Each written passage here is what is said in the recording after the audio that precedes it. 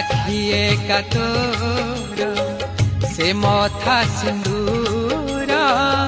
आखि तोर करे सबु मा सुंदर नहे उमा शेष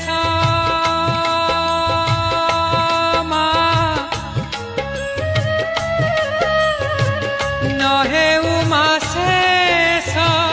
तोर से हस नहे उमा शेष तोर से हस न मौरु